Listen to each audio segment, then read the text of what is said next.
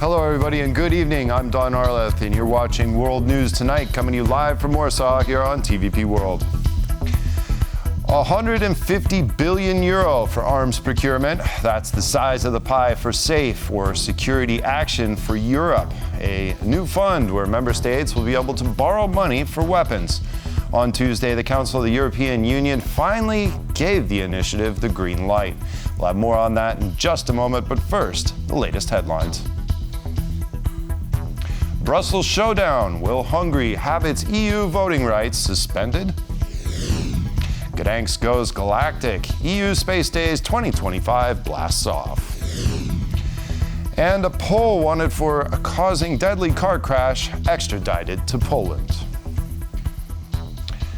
Tens of billions of euro are set to kickstart European defense capabilities under the EU's Security Action for Europe plan, or SAFE. According to Polish Defense Minister Władysław Kosiniak-Kamysz, Poland stands to receive about 150 billion zloty of the low-interest loan, or about a fifth of the entire package. This comes as the Minister of Defense is in Washington, meeting with U.S. Secretary of Defense Pete Hegseth. Zuzanna Jurek has the details. Defense and rearmament was on everyone's minds on both sides of the Atlantic on Tuesday. Just as the Polish Defense Minister Władysław Kosiniak-Kamysz discussed defense spending as part of the NATO alliance with the U.S. Secretary of Defense Pete Hegseth in Washington, Poland is proud to set an example. We are a NATO leader in defense spending, reaching nearly 5% of GDP. We don't have to encourage Poland. You are almost there already, leading the way on investment in Europe's largest land army, modernizing that force, and the defense industrial base, which is critically important. The Council of the European Union is stepping up, having formally adopted the Security Action for Europe, or SAFE, a major new initiative designed to facilitate joint procurement and long-term investment in the bloc's defense industry. Its key points include: finances urgent and large-scale investments in the European defense technological and industrial base, aims to boost production capacity. Through SAFE, the EU will provide up to 150 billion euro, distributed based on demand and national plans. Funds will be distributed through competitively priced, long-maturity loans. It's like a subsidized credit. So it's positive, but it's very important to understand that this is not a game changer. It's not a game changer for European industry. It's not a game changer for rearmament programs. Loans will be offered at a favourable 3.3% interest rate backed by the EU. This gives an advantage to countries like Poland, which typically borrow at higher rates, around 5.5%. According to Poland's defense minister, Poland could receive up to one-fifth of the entire fund. We are counting on some 30 billion euros, and that would be a great boost if we could use those funds. And if we could include this in contracts, those that have already been agreed to, that is an incredibly important initiative. This is extremely important for us. SAFE represents the EU's first large-scale defense investment mechanism, marking a strategic shift towards greater European autonomy in security and defense policy. We're talking about such areas as air defense, as ammunition, drones, perhaps also technologies using artificial intelligence. The mechanism is driven by one key principle: to spend mostly locally, with 65% of the spending required to go to European producers. Anybody who is inside the European Union. So if you are going to take the money from the EU, you should spend it in the EU. However, multiple unknowns remain, particularly regarding the specific needs of member states, which will need to be addressed. As soon as SAFE is fully announced, fully adopted, countries will have 2 months to give us their intentions. So they need to make the list of projects, programs, initiatives they want to start with this funding, and of course to tell us also what amounts are they looking for. Competition over loan allocations may also arise. Those who will use this facility will essentially apply earlier and get a green light. After a year or two, the premium will be on so-called joint projects. And more competition could also be in sight. Just last week, the EU and the UK signed a defence pact. As details are being ironed out, it remains unclear whether London would get access to the newest loan mechanism. But the advancements of the European industrial base is not just a question of boosting the capabilities of production on a pan-European level. Individual member states also seek to establish national funds. The European Commission approved the creation of Poland's Security and Defence Fund, which will receive nearly €6 billion relocated from the National Reconstruction Fund. With loans and funding underway, the question remains whether EU member states will answer the call to buy arms. For TVP World, Zuzanna Jurek. 7 years ago, Hungary was first threatened with having its EU voting rights stripped due to repeated rule of law violations. In another chapter of this saga, a subsequent round of talks occurred in Brussels on Tuesday among European leaders. But there was not enough support to go ahead with sanctioning Budapest. Now let's go live to our EU correspondent, Angela Skujins, to find out what happened during these talks. Good evening, Angela. So why was there not enough appetite to move forward with Article 7 to reprimand Hungary for those EU breaches? Yes, so for a matter such as this to move forward, which would require sanctions being slapped on Budapest, as well as Hungarian Prime Minister Viktor Orban having his very powerful veto voting right withdrawn, it requires a 4/5 majority at a council meeting. That was not garnered today, but we already knew from our EU sources this morning that they weren't totally sure how they would shift the dial there. But what is clear is Hungary's clear, blatant breaches of EU law. We heard this from the European Commission and reiterated by the European Commissioner for Justice, Michael McGrath, as well as Poland's EU Affairs Minister, Adam Szłapka, at the tail end of these talks. Let's take a listen to their strident commentary. Fundamental values. Every single member state should follow the rules. Well, today's hearing highlighted that significant concerns persist and regrettably they have been aggravated. The Commission's position overall has not changed. The Article 7 procedure should be maintained as long as the issues that triggered it remain unresolved. Now, for the last 15 years, serious concerns have emerged regarding the administration of Hungarian Prime Minister Viktor Orban. This process of Article 7 was triggered 7 years ago in European Parliament. Today was the 8th hearing of that kind. So this has been a real anxiety of the EU for at least a decade. But the ante has been upped through a range of controversial legislation tabled by the Hungarian Prime Minister Viktor Orban. The first being the LGBTIQ plus pride ban, which fines and surveils individuals that attend these events, while all out banning the pride event from occurring. There will be a real test of this next month at the official Pride March. The second piece of key legislation being that transparency bill, which is still up for debate. It hasn't passed through Budapest Parliament just yet, but we heard the Commissioner McGrath saying that he would launch infringement proceedings if that transparency bill went from debate to enshrined law. But the next test we will see of Viktor Orban to see if he will finally bend to the will of the bloc will be at the next European Council summit scheduled for next month. So we'll have to wait and see whether his behaviour will remain the same or whether he will stop resisting the needs and the wills of the bloc. But that's all from Brussels. I'll send it back to you in Warsaw. Okay, a lot going on there. Angela Skujins reporting for Brussels. Thanks for that report. Now, when talking about defense, it's not only on land, in the air, or at sea, but also the final frontier, space. The EU Space Days conference kicked off on Tuesday in the Polish city of Gdańsk. This event, organized under the Polish Presidency of the Council of the European Union, is focusing on defense in relation to space. Our reporter Sonia Garabishchan is attending the conference and will tell us more about security from the cosmos. From helping us find directions to monitoring climate change and even saving lives during search and rescue operations, space is an intrinsic part of our daily existence. This is also recognized here at the EU Space Days in the Polish city of Gdańsk. a conference highlighting the importance of space for defense. It is extremely important from a military point of view, of course. It's important to provide secure connection, to provide information, data from troops on the ground to headquarters, to commanders, to provide the information which is required. Well, we have seen in Ukraine in particular that information about what is happening in the battlefield, also on civilian protection in many domains. It's important to know what is happening.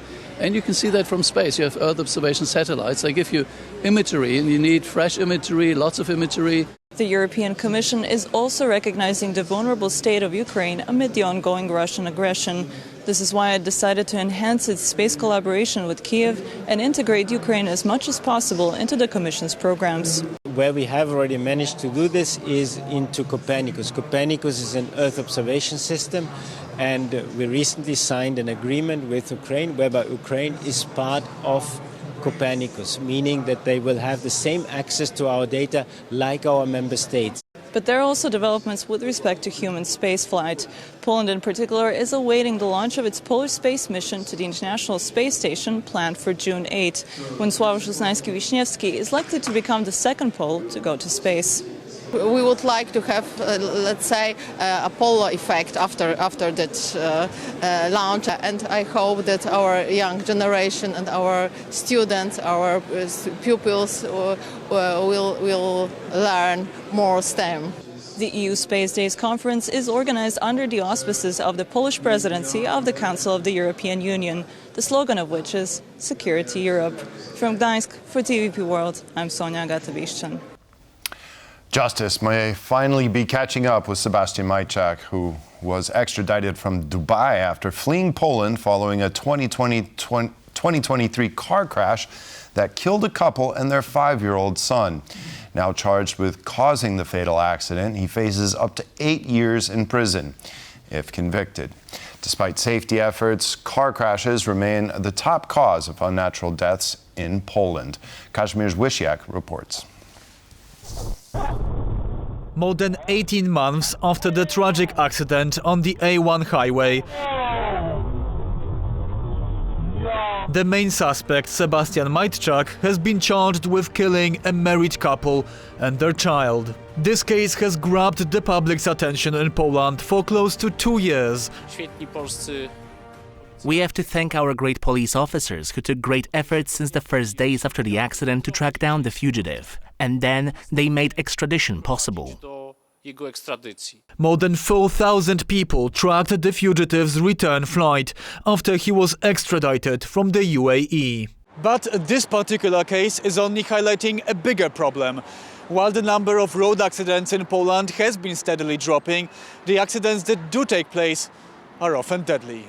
The overall number of road accidents in Poland last year was more than 21,000, while more than twice as many accidents took place in France. It is the number of fatalities per 1 million inhabitants, which is the biggest cause of concern. According to the European Commission, Poland's figure is 52 deaths per 1 million citizens, the 8th highest in all of the EU. So why is this the case? According to Krzysztof Rzepecki, the CEO of a motorcycle ambulance foundation, one reason could be the culture of reckless driving, but also, surprisingly, better roads. We are a nation which is used to bad roads. The speed of our roads has increased, but our skills haven't. I always tell my motorcyclists to keep learning and not base their driving on the old days. In a bid to try and decrease the number of accidents, the Polish government introduced a number of changes to the penalty points system. But the question is that enough? There's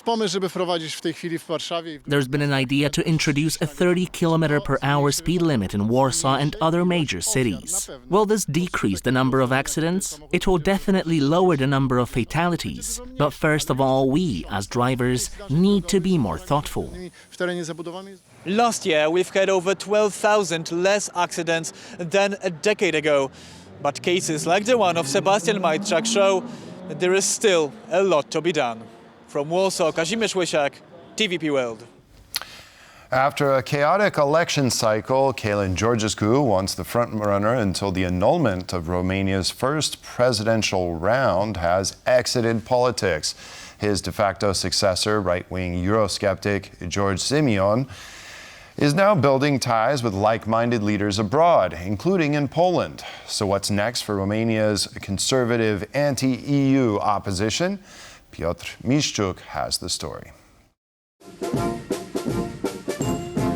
Romania now has a new head of state, and the country's would-be president, the pro-Russian and anti-NATO Călin Georgescu, who shockingly won last year's election, annulled by Romania's top court over Russian interference, has taken to social media and said he is pulling out of politics.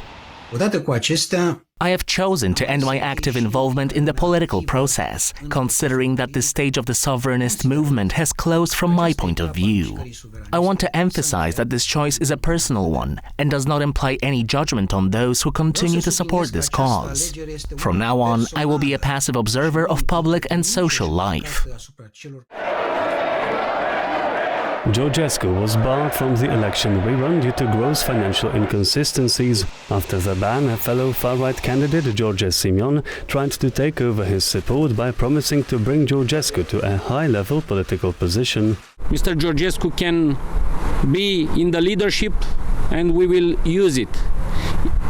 We can form a majority and have him as a prime minister, we can have snap elections, or we can call for a referendum. But Simeon's presidential bid fell flat, racking up only 46%, and according to experts, this is the reason for Georgescu's decision. I guess he did like a pragmatic calculus and stated, of course, if Simeon lost, I should also take a step back from politics. After the presidential race defeat, Simeon now turned his focus to building a strong coalition of like-minded politicians in Europe. On Tuesday, he attended a CPAC, or Conservative Political Action Conference, held in the Polish southeastern city of Rzeszów. Whether this will be as him becoming the main opposition voice in Romania, or whether this will be as him becoming more like a regional, some kind of part of a family, we'll see. Conservative family, we'll see. It's a little bit early to tell. But right now he's searching for allies, strategic allies, political allies, and other endorsement voices which could eventually vouch for him in Romania as well. Though Georgescu's withdrawal appears definitive, he could imagine going back to politics if Simeon's efforts prove successful. I am ready to come back when a serious opportunity arises that will bring real benefits to Romania and the Romanian people.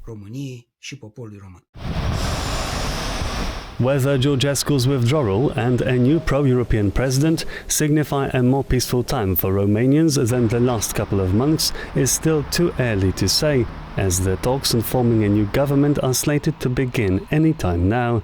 For TVP World, I'm Piotr Miszczuk. The topic of discussion tonight is Hungary and the pressure it is facing from the European Union over reforms. Joining me now to discuss some of the possible issues and remedies is a research coordinator at Democracy Reporting International, Jakub Jarachewski. Hello, good evening, Jakub. Thanks for joining us tonight on TVP World. Good evening, and thank you for inviting me.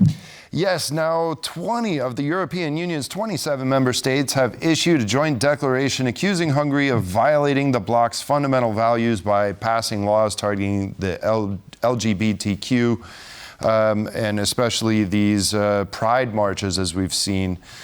Now, will Budapest, in your opinion, give in to the EU demands, or is there a longer fight still ahead of us? No, I think that there is a clear pattern which we have seen over the last 5 years, which has played out with regards to European Union's reaction towards various dangerous activities of the Orban government. And it is that rhetoric, resolutions and calls do not work. The only limited instances of success in enforcement of EU values toward Hungary have been, similarly to the previous Polish government, when financial pressure has been applied. So those statements by 20 EU member states and the soft measures, I do not expect them to have any effect.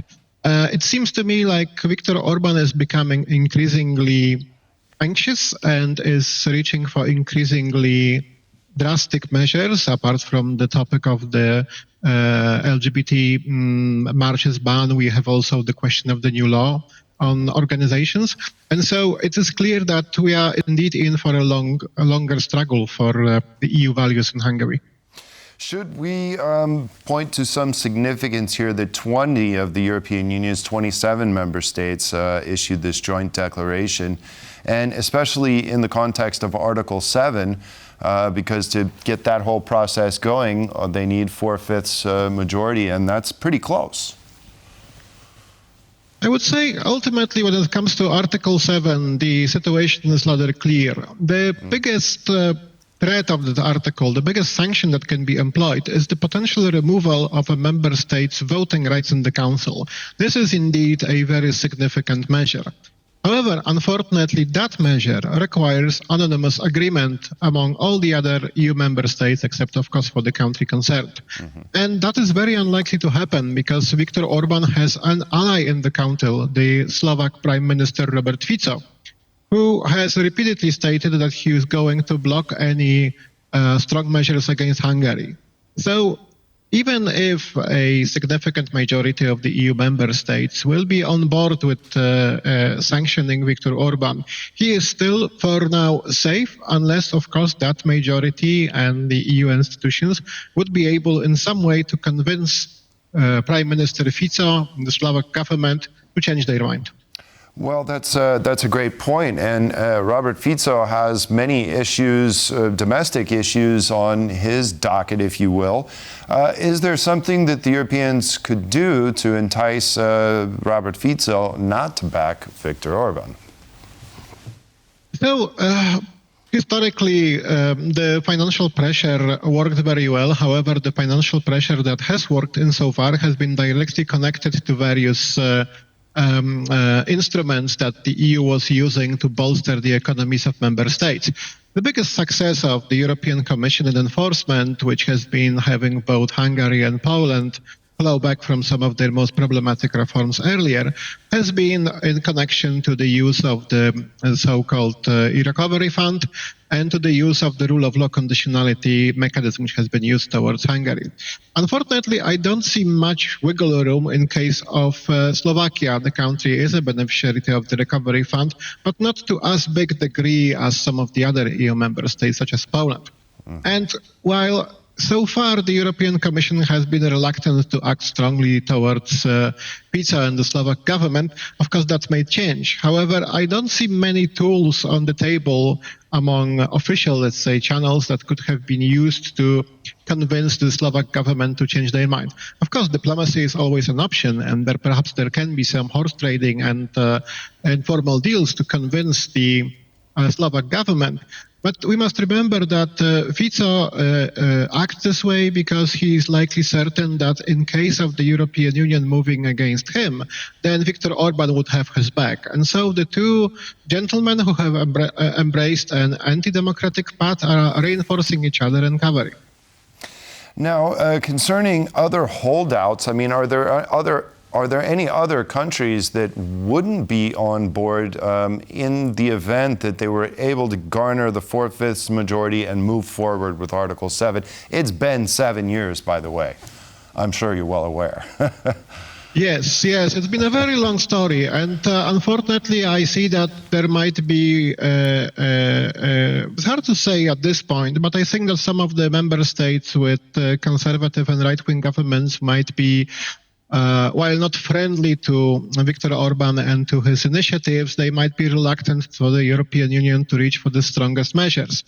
From what I've seen, Italy has not signed on the letter protesting against the measure to ban the LGBT pride marches in Hungary, and I so believe that Prime Minister Meloni might be friendly overtly towards Viktor Orban. She might be reluctant to push harder against him. Ultimately, it's all politics, and unfortunately, a friendly voice in the European Council supporting your initiative is worth a lot. So sometimes the political calculus lands on the situation where a member state may be reluctant to criticize their potential future ally who might come to their help in other matters. Now, concerning those pride marches, which are set to take place in about a month, what are the plans for this thus far? Because we've seen some of these draconian measures introduced, to